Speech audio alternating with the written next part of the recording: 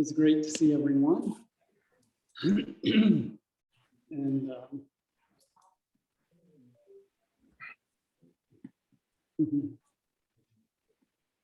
so, back together. And tonight it's going to be kind of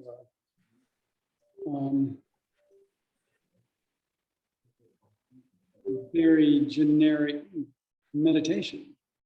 Something kind of back to what we're familiar with, and to get us back in the swing of things. So if you want to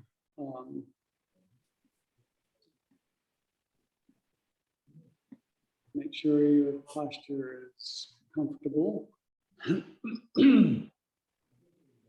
and we will close our eyes.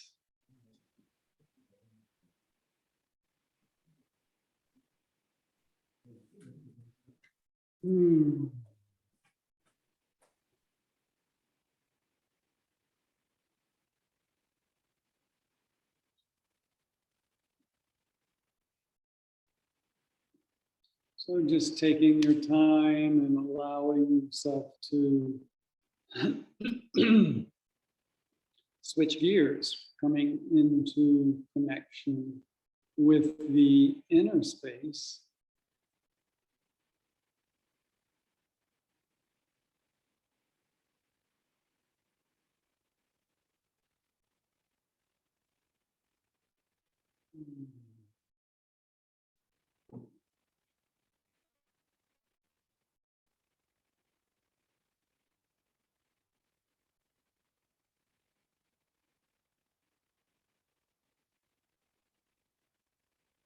You might want to take time to do a little survey of your body, see if there's tension anywhere you need to release.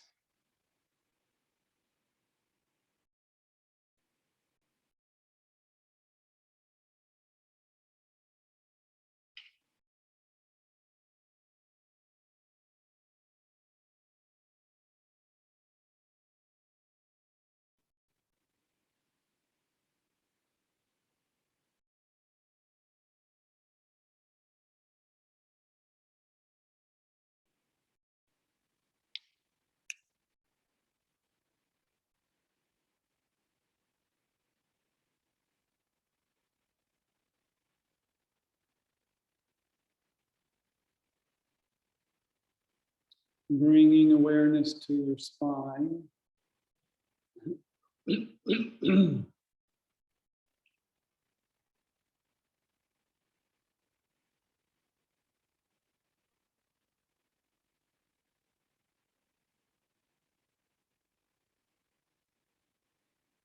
sometimes when you get to this point, you might find that you need a little bit more adjustment of your legs or feet or arms or whatever to be fully relaxed and comfortable.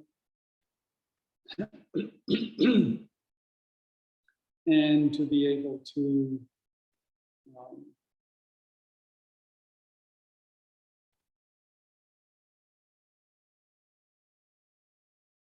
notice the flow of subtle energy through your body.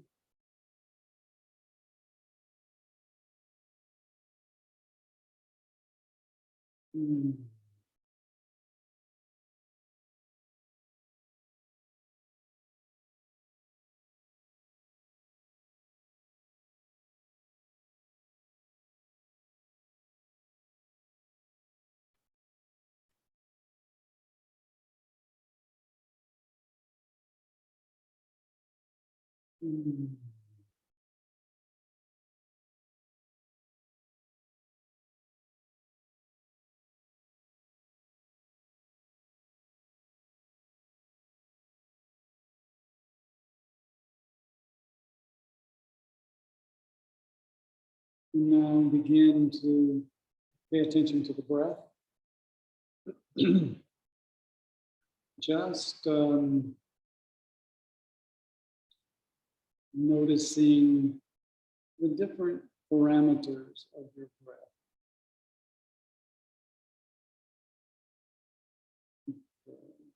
The rate, the rhythm, or lack of rhythm.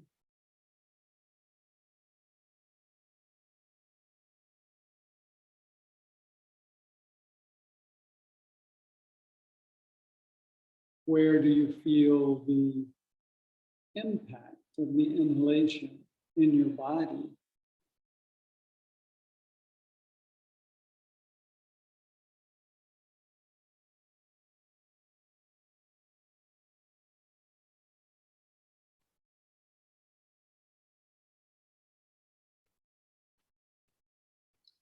And what is the length of inhalation compared to the length of exhalation?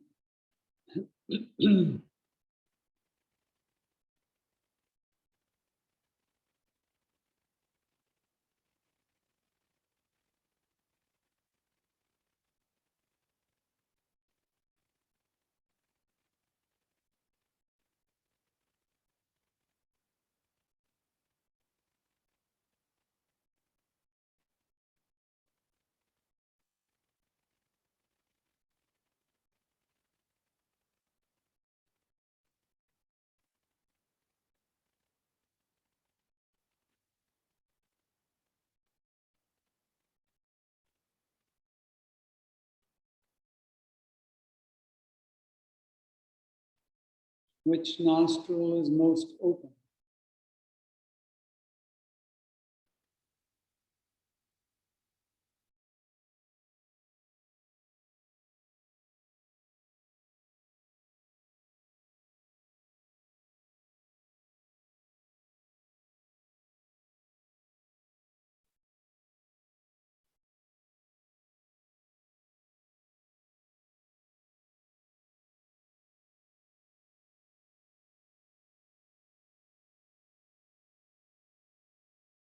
If one is strongly predominant, you might wish to bring your attention to the other, bringing them more into balance.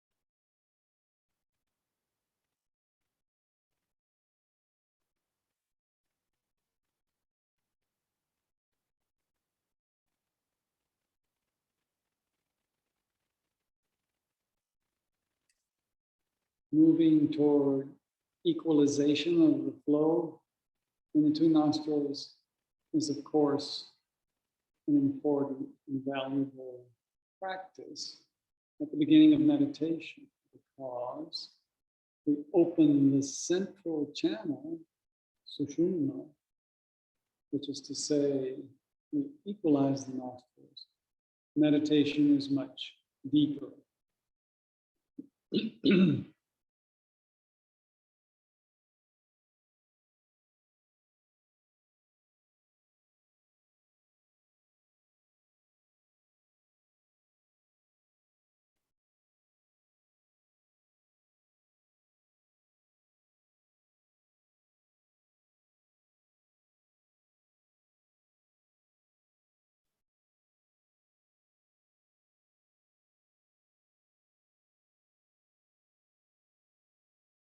Another little practice you can make part of your regular meditation routine, if you wish,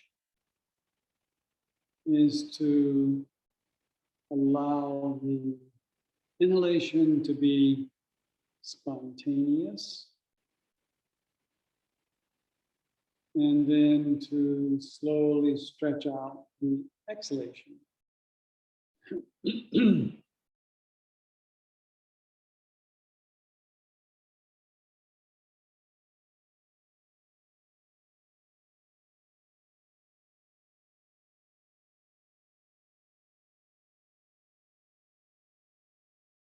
Some of you may remember doing this before. This is very helpful for emotional stabilization.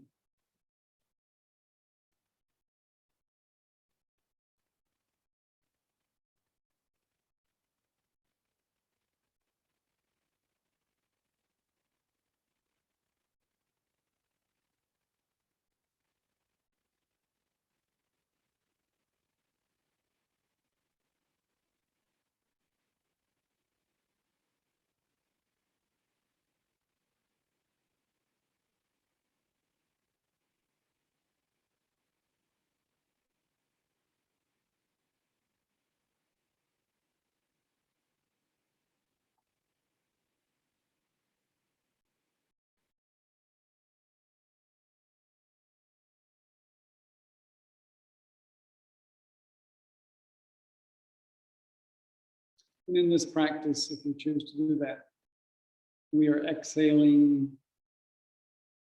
slowly and continuing to exhale until the inhalation imposes itself and takes over, and we allow it to happen the way it wishes.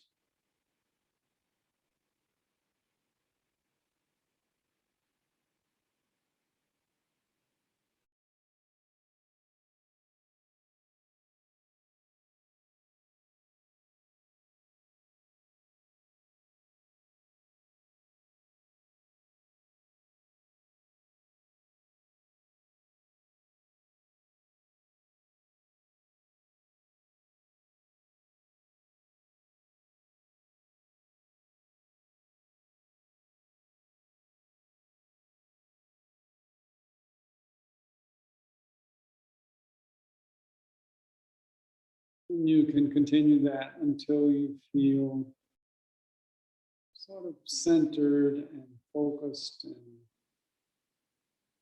peaceful.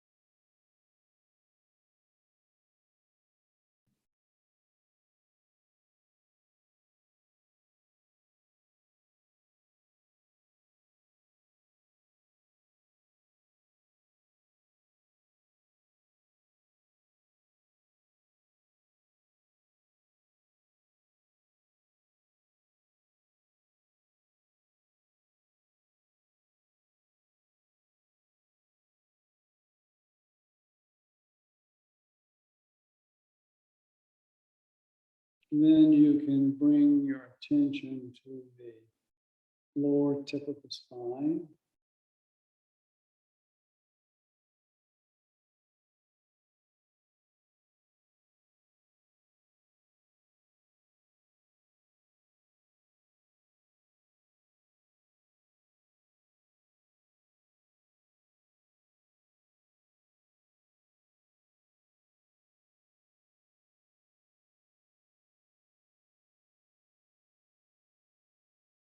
And then on inhalation, follow the breath upward from the lower tip of the spine up toward the crown of the head.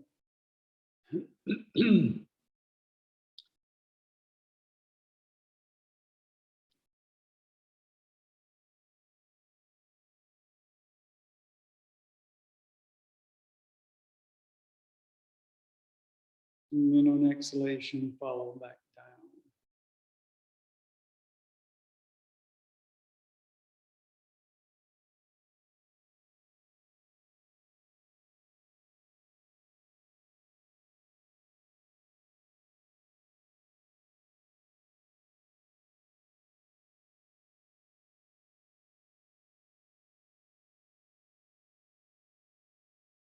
And of course, when your mind wanders off, you just bring it back to that pathway up the spine.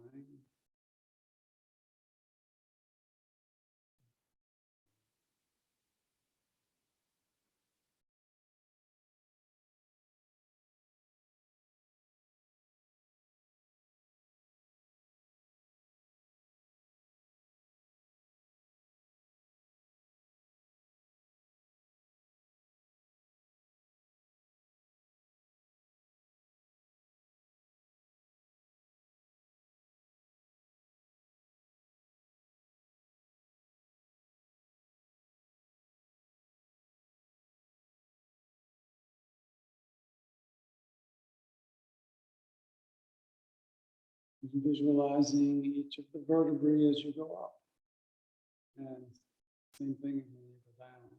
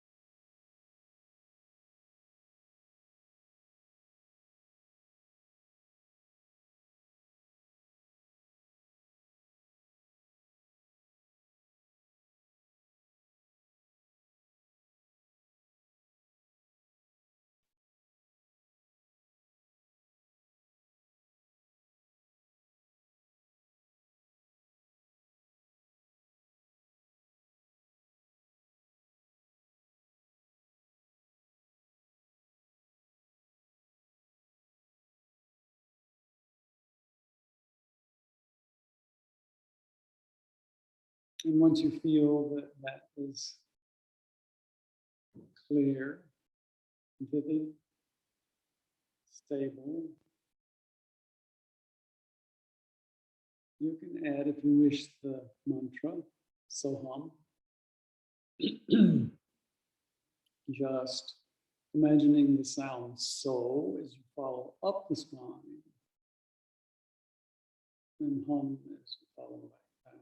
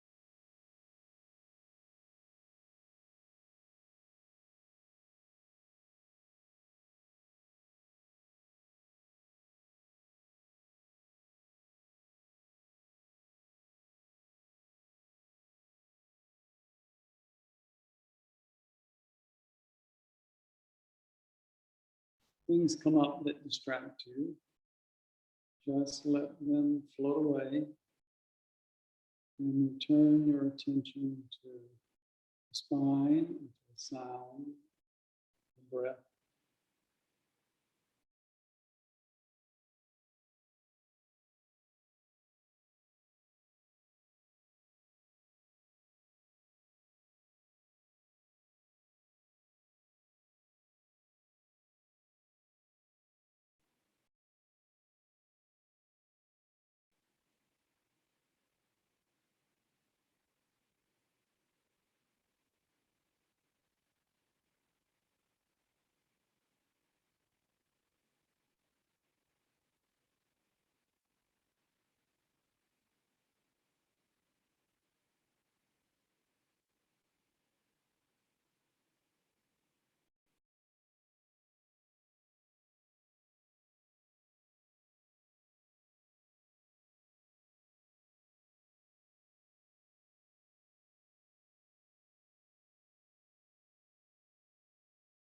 Noticing what happens in your spine as you do this.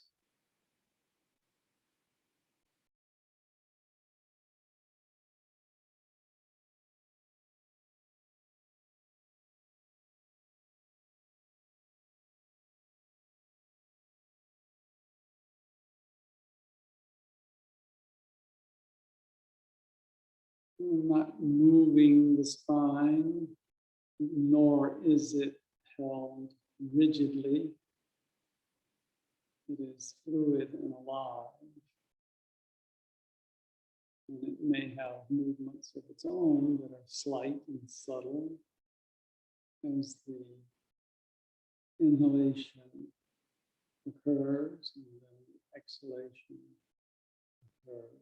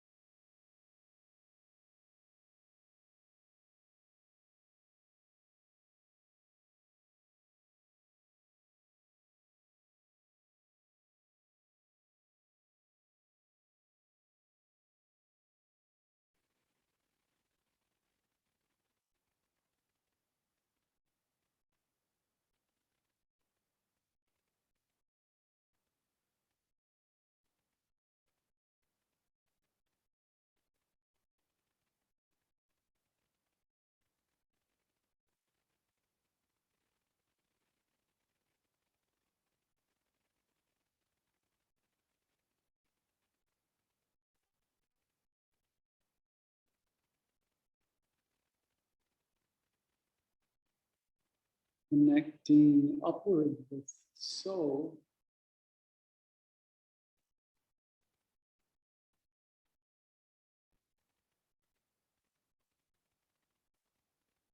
And connecting downward with hum.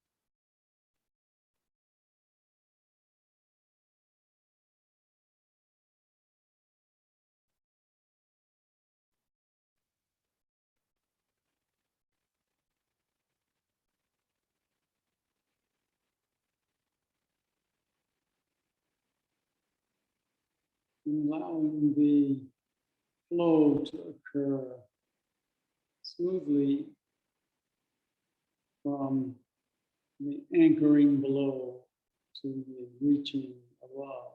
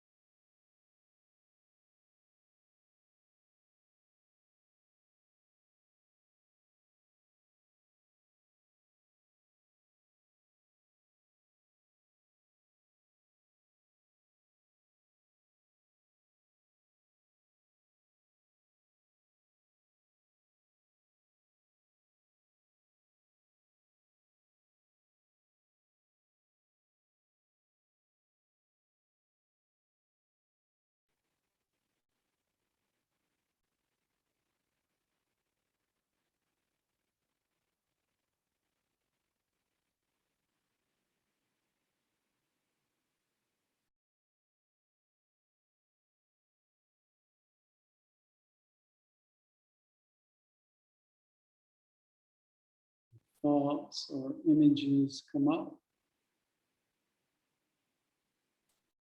allow them to float up to visibility and float away. Decline to engage them. Just allow them to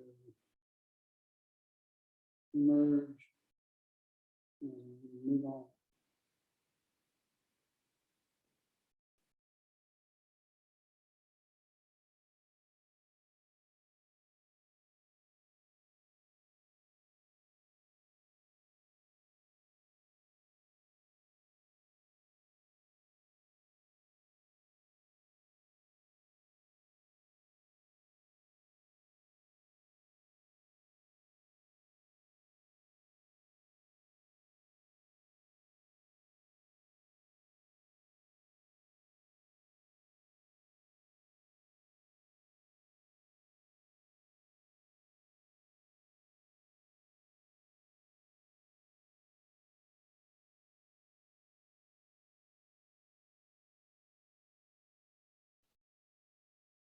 Soaring spontaneously upward, and then gradually extending the breath downward to connect, to root yourself in the earth.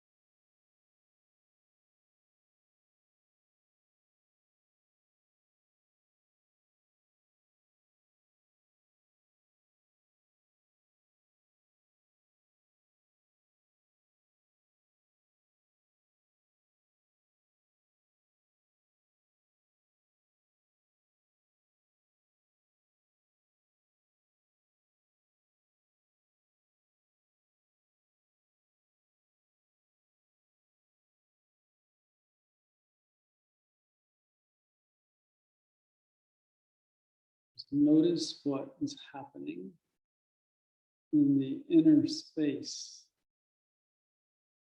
but don't let it distract you.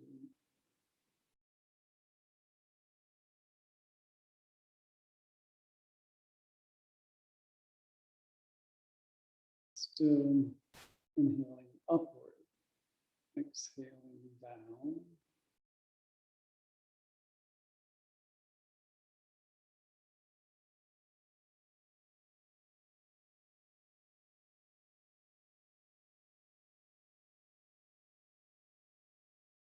Allowing a spontaneous inhalation and stretching the exhalation down and slowly.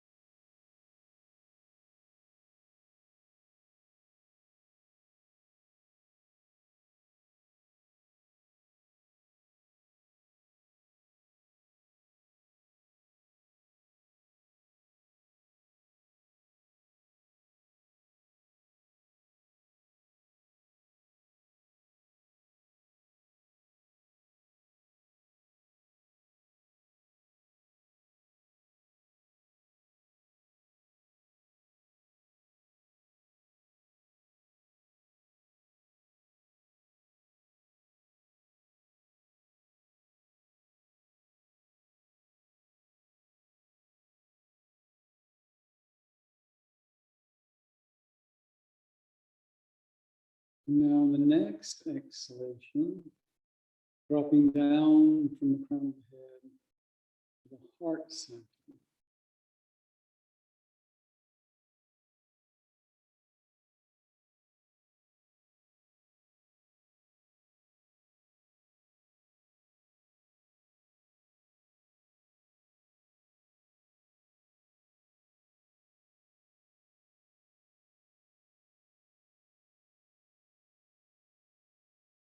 And just letting your attention rest on the heart center.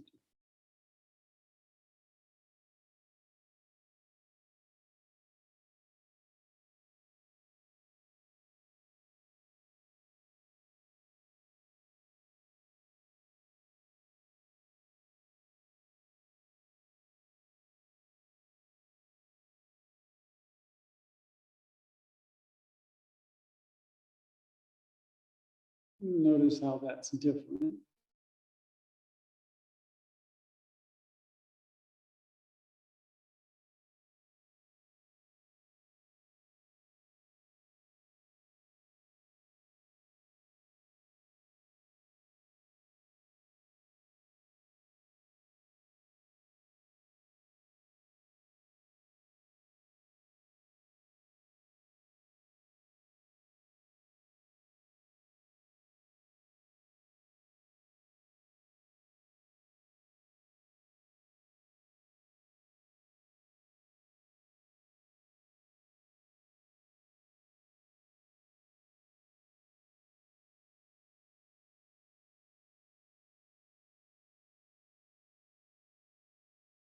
And then from the heart center, extend your awareness out to the right, into the right arm, to the left, up into the left arm.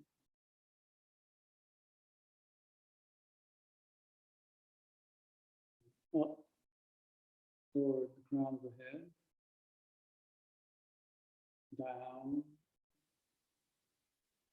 to the lower tip of the spine, perhaps through the legs, into the earth.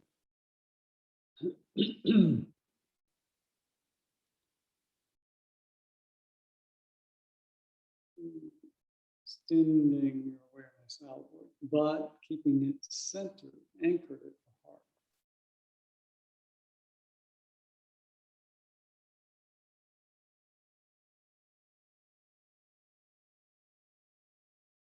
Taking your time to allow that to happen.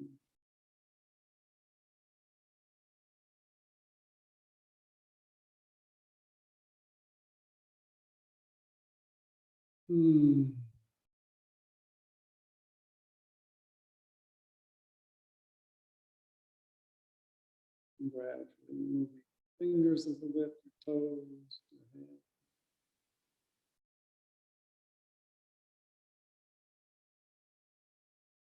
And when you're ready, you can bring your palms to cover your eyes. Moment.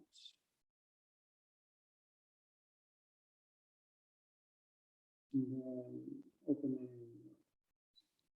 your gaze, fix on your palms as they float down flat. And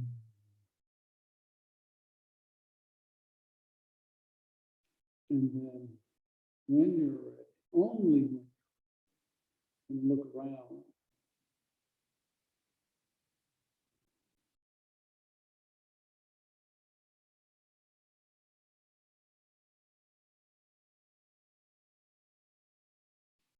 Not forgetting to unfold your limbs and massage a little bit, especially if you're sitting on the floor, but even if you're sitting in a chair, you might need to bring a little circulation back into your limbs.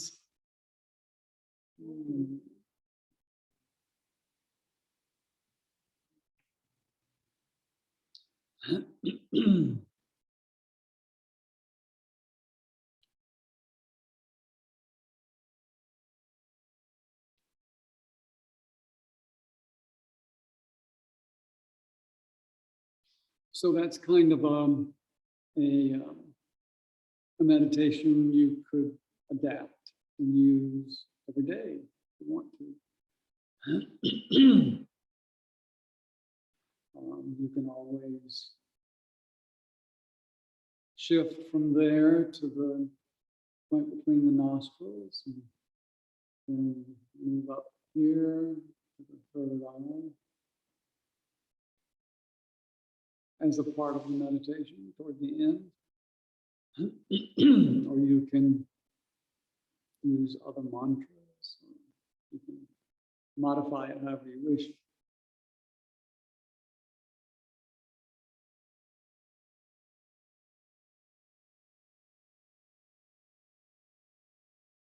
So, does anybody have any comments or sharing about what that was like for you?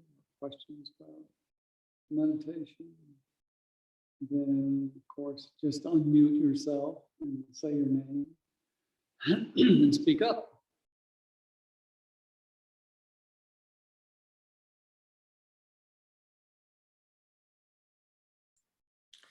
Swamiji, this is Shiv. How are you? Good, great, good to see you. My question is on gunas. So as you know that there are three gunas, the Sattva, Tamas, and Rajas. Yes. So these gunas are also related to the way you eat, the food you eat, and also it relates to how you behave. All these actions are related to the gunas. My question is, how do you get into harmony with the sattva, and how do you even go beyond the gunas? So through meditation or practice. So, and maybe it's related to the diet or also to this holistic practice of how you do it. How do you get that state of being? Yes, good question. So I'll explain for those of you who might not be familiar with this concept of Sattva, Tamas, and Rajas, that these are descriptive terms for different qualities of experiencing in the world. And the Rajas is the more active, kind of busy energy and quality and things that in your life, like food, that create a kind of restless energy, which would be spicy foods, for example, considered rajasic. And the even the traditional roles in society, the Rajputs were the rajasic ones, and Raja means king. So the conquerors, the military, busy, active, the outward direct. And then Tamas is for a kind of, means a sort of less alert, less active, more lethargic kind of existence, which comes from foods that are not fresh, or comes from things that are fermented and make you a little groggy, like alcohol. And, of course, many of our conventional medications have a very tamasic effect, and some of them are very rajasic effect. And then there's a third possibility, which is sattva, which means a kind of alert, but focused, calm, and not busy or restless, but clear, relaxed, calm, directed, and foods that leave you feeling that way, which are not most of what we find in the grocery store, are things that are fresh and cooked, and are nourishing and not stimulating, nor are they innervating, like making you sluggish. And so these, as Shiv indicated, you can use these terms to describe all kinds of things that happen in the world, whether they have a tamasic effect, or a rajasic effect, or a sattvic effect. And those things that have a sattvic effect are not widely distributed in our environment. So the question is, how do you create that more sattvic state of mind? And we go back to the Yoga Sutras. The first two Yoga Sutras are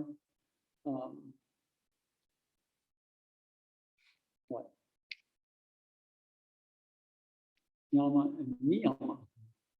And the Yama and Niyama are the things that you should do or not do in the world, not because they are moral or immoral, but because they will have an effect on you. that is disruptive or disturbing, and therefore you want to follow the niyamas, the things that should not be restrained, and like contentment and the surrender to the will of the oneness. Brahmacharya. Well, brahmachari, which is not indulging in all kinds of restless activity, or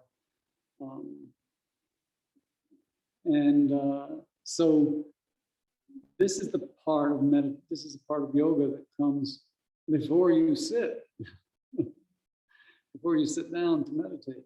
In other words, it's all the things you do all day and into the night that either leave you in a relatively calm and focused state so that meditation is not difficult, or leave you in a state where it's almost impossible to calm down and or wake up from your lethargy and be clear. So this is not a system of moral injunctions. This is a system of yoga. This is a system of how do you do exactly what Shiv was mentioning. How do you bring yourself to a state of calmness and focus so that meditation just happens spontaneously? But the answer is there in the Yoga Sutras. And so all kinds of effects these days are because we haven't really engineered our environment to do that. We've engineered our environment for enabling us to move around places fast, like hop in the car and go somewhere. We've engineered our environment to make life easier, make less work, presumably, conveniences, comforts, things that will help us feel comfortable when we're actually feeling restless, but are trying to operate from the outside instead of from the inside. And the result of all these things that we've created in our lives actually often have negative effects on our focus and calmness. And when we talk about EMFs, the electromagnetic fields that are around us, those are to make life more convenient, to be able to communicate, to have Bluetooth, so you don't have to go in another room to do what you want, on and on and on. But those things actually have an irritating effect on our body. And not only are they bad for our health, but they leave us in a state where it's really difficult to sit and be calm. And so do all the chemicals in our foods that are having a toxic effect. And some of those toxic effects are rajasic, and some of those toxic effects are tamasic, that make us feel lethargic. So we have to look carefully at how we're living, what we're thinking, what information do we put into our heads, online, like, and what is the actual, energy field effects of that, as well as the content of what's coming in. And so, we understand more and more about how to make ourselves healthy and calm. And those ideas are helpful. We can find much detail about all this in teachings of Ayurveda, which is basically what it's about. How do you live in a way that you can be both healthful and alert and calm and clear? Then the spiritual practices are really easy. But if you don't, they're not easy. They're difficult. And, you might say, well, it just doesn't work for me. All that meditation is boring. Meditation makes me uneasy because I can't see what people are thinking and what's going on. And, I get restless and anxious. So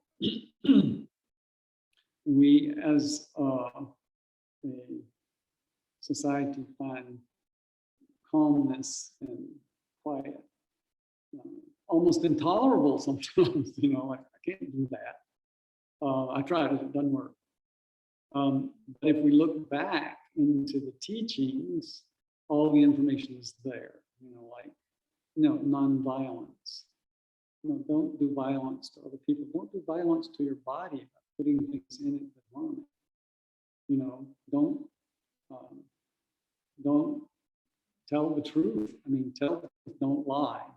Don't get tangled up in deceptions, because you have to remember all that. Not that it's evil, that's not the point. But the more I tell people things that aren't true, I have to remember who I told what. My mind is constantly worrying about, did I say that? Well, I think I did. No, maybe I didn't. So I shouldn't, and it gets so exhausting. So if you just tell the truth, it's so much easier.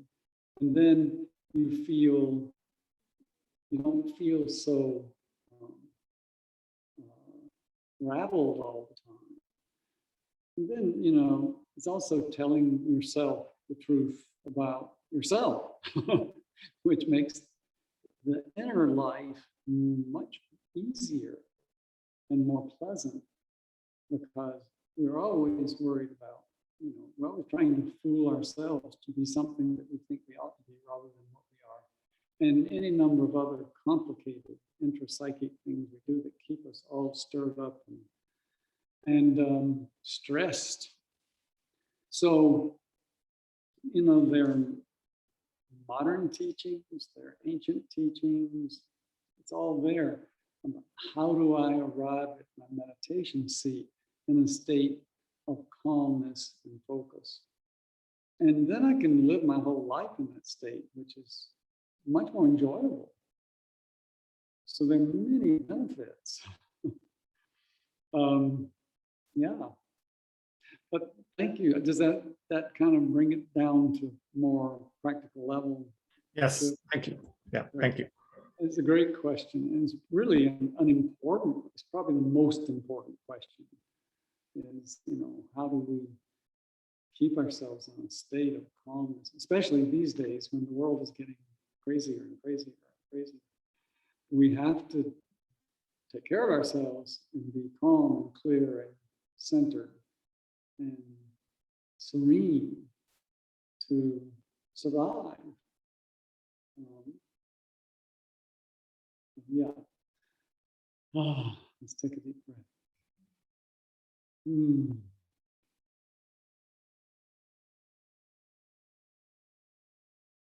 Anything other people have to share or talk about, or raise a question? Yes, George. Yeah. So a few weeks back, you started talking about the different phases of life. So coming to the end of the householder phase, and I wondered how the previous topic kind of would weave into that in your understanding, because my sense of my own priorities is shifting. Yeah. And that's that's as it should be. And my daughter was telling me that her mother who just turned 70 is spending a lot of time in the garden, and she's just loving it. And she said, well, I'm so sorry that I just didn't start earlier in my life to garden, because it's so satisfying and so much fun. I just love it. And my daughter said, well, how do you have time until you get 70 years old to work in the garden? Because there's all this to do and that to do, and life is so busy. So, but that's perfect, because as we get older, we're entering a phase of contemplation. The proper role of our life at that point is not so much to be busy in the world, but kind of digest all the experience we have acquired during this lifetime, and kind of connect the dots and come to understand it all better, and to then meditate and go adventure, do inner adventures, not outer adventures. And so this is really the time for that. You know, it's like people talk about the golden years. Well, that's what you've earned, is that time for that, for contemplation and contemplation and you know, re-experiencing or revisiting the things that happen and understanding what it all means in terms of your lessons for this lifetime. And if we don't do that, we're missing the best part.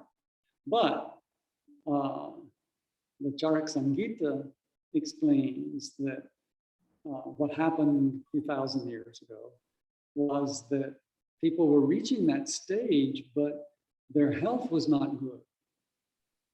And their clarity of mind was not good. So they couldn't really benefit from that. And so all the sages, it is said, went to a hill in the Himalayas and sat and asked for help. And what came to them were the teachings of Ayurveda. Because the teachings of Ayurveda tell you how to live so that you will, in your later years, have the clarity of mind, energy to enjoy that phase of life. And so I think about that often when I go to a nursing home or someplace where people are actually on so many medications that they can't really be very conscious, and they're just sitting there kind of in a state of limbo, which is not necessarily a comfortable thing. And so we have the option to do what we need to do, especially in this country. We have means, we have to have good food and take care of ourselves and have clarity. If we can resist getting distracted and being so busy that we can't do what is our birthright at this time of life. So yeah, I think it fits together very well. Yeah. Thank you. Yes. Thank you for that question and that topic. Well, I guess we ran out. But glad you were all here this evening. We got to revisit some of these topics and refresh our meditation practice. And so we will, Carol will tell you what's going on. He knows because he makes the schedule. Oh gosh. Thank you for those questions. They are right on par with much of the teaching we are doing at this time, and much of the training that we're doing at this time. So as I said earlier, we're on a schedule of the first and third Sundays. So we'll see you in 2 weeks for a satsang, and we'll hopefully have a topic to send out prior to that day. But certainly if you have something that's coming forward that you want to discuss in a satsang format, send a message to dancingshivatantra@gmail.com with the question or the topic, and we'll certainly include it in the Sunday night session. we really value your participation in all forms here on Zoom, but we also appreciate your participation in content as well. So you can all unmute yourself and we'll say good night and we'll see you in 2 weeks. Right. Thank you. Good Thank you night. so Thank you so much for much. being here. Have a great night. Thank you so much. Bye. Thank you. Thank you, Arabella. Bye. All right. Bye. Good night, Night. everyone. Good night.